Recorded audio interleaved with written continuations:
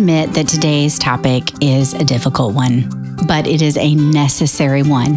And if you hear passion in my voice, you will understand how important this topic is for me to love your children well. Welcome to the Sifted Wheat Podcast with Leslie Lamb, a counselor by profession, a minister of truth, and a lover of people. This is a safe place where she sets a path for others to learn how to move through hard seasons with confidence and grace, encouraging your faith, empowering your choices, and challenging your perceptions through the Word, the wisdom from years of counseling others, and her own experience of being sifted. Here's Leslie.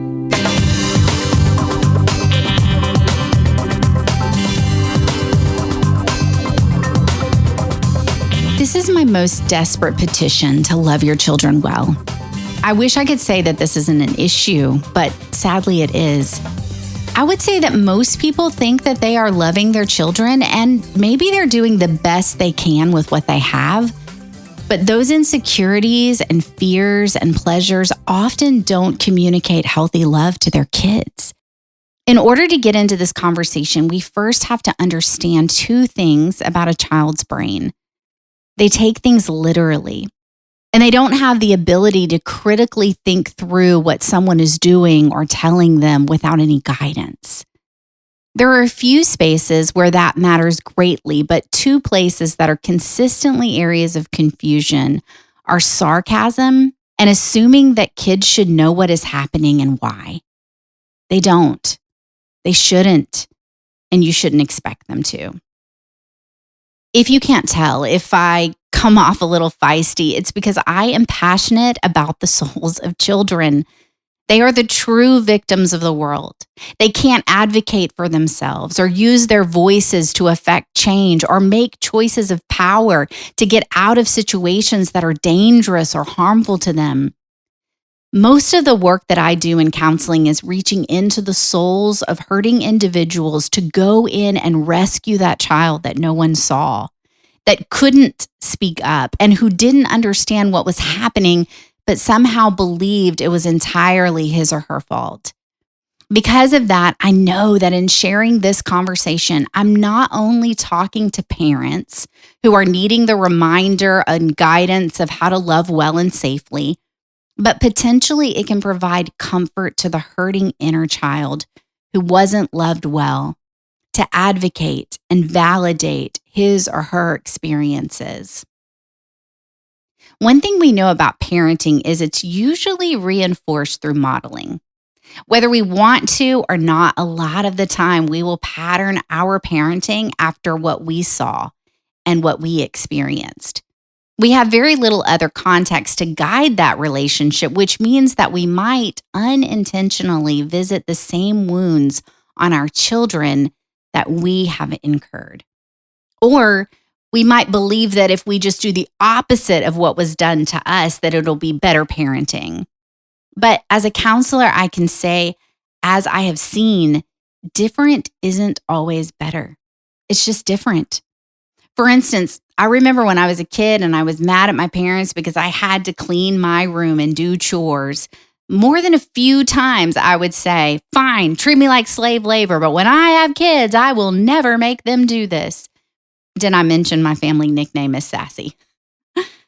But despite my attitude and dramatic expression, you know what I did? I made my kids clean their rooms and do chores. Why?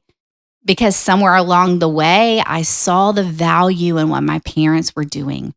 And I knew that it would benefit my kids to learn responsibility and to do some work in supporting the well-being and the environment of our family.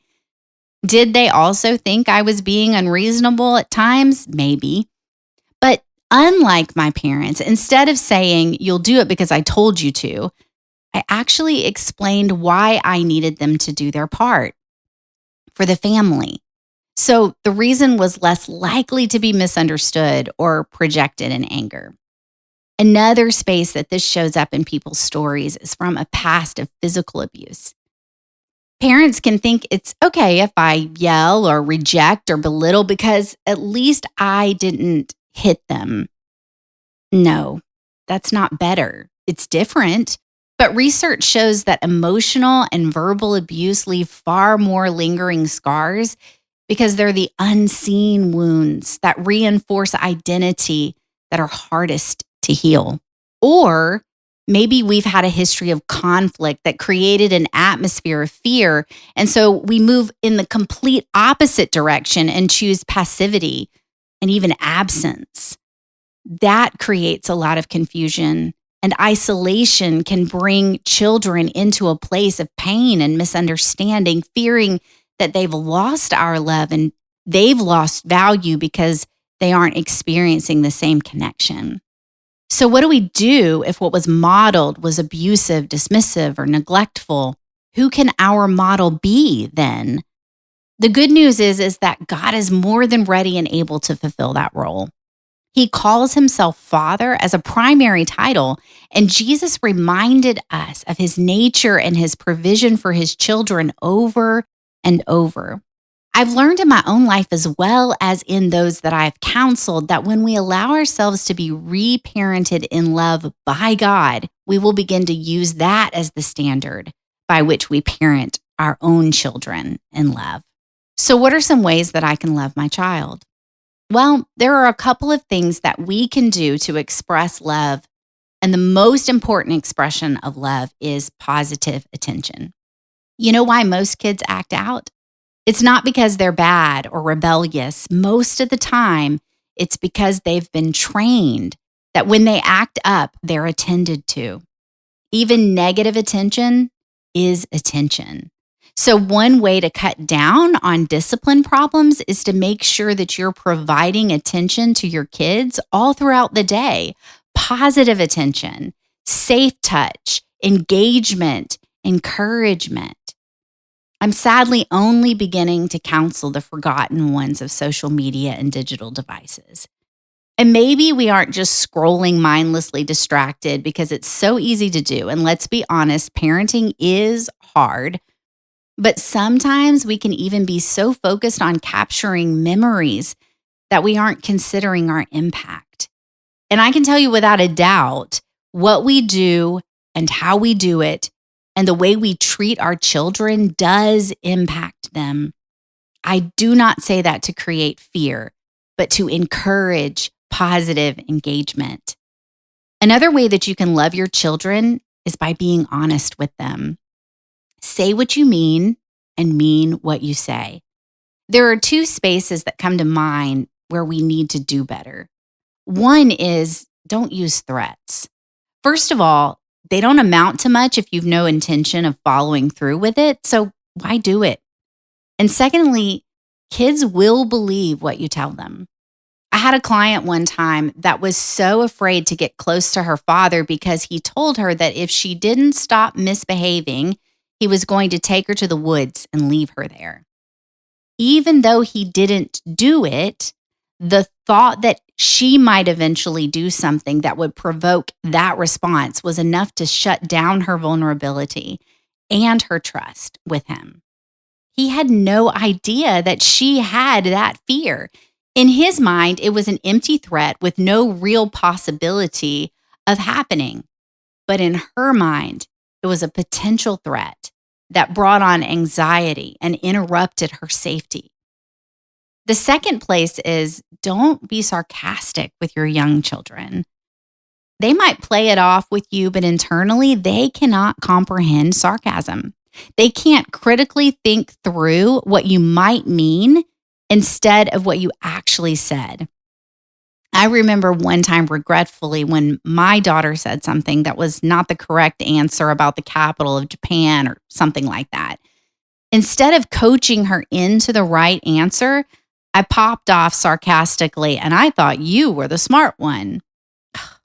I cringe even remembering the look of shock and disappointment on her face and the tears that filled her eyes. I didn't know what was happening, and she didn't have the language to tell me what was going on. But later she shared that it scared her and that it reinforced a need to be smart, and it drove home the fear of imperfection. I hate that. Unfortunately, I didn't have anyone telling me about impact. to help me steward my language in a way that was helpful to her soul and not dismissive or destructive. Another important step in loving your children is not being too proud to apologize and repair bad choices. If you've said something that is hurtful or unkind or a result of a long day or other frustrations, repair that error. There are a few times that I acted out of anger with my daughters and after the fact realized that I could have said or done that better. So I would revisit the moment with them and correct my behavior and listen to their concerns. I would find myself losing my cool and I would tell them that I was putting myself in a timeout with Jesus so as not to react to what was happening, but that I might respond in love. I would make sure that they were in a safe space and had something to occupy themselves and would limit myself to about 5 minutes to gather my emotions and calm my thoughts before I would engage them again. I wish I'd been more consistent with that and had decided to deal with my temper before I had children. But like I said before, I did the best I could with what I had. And unfortunately, some of what I had was anger and fear that came out in my parenting. Ephesians 6:4 reminds us parents or fathers, don't provoke your children to anger, but bring them up in the discipline and instruction of the Lord. Recently, as I was looking at that, it stood out to me that the directive was to bring them up in the discipline and instruction of the Lord, which doesn't mean use the Lord as your means of discipline, but rather discipline them as the Lord disciplines and instructs you. If we do that, the way He intends and models towards us, the result won't be anger in our children, but a deeper expression of love. As parents, we are the first representation of God, especially if we're teaching them about Him and His Word. And as that, when we're bitter or angry and unkind or vengeful, guess who gets the rap? Right, God. So the first step in loving our kids well is knowing the one who loves us and calls us His children and point them to Him. Matthew 18:6 issues a warning of punishment by way of drowning to whoever's a stumbling block to one of these children that believe in me, Jesus.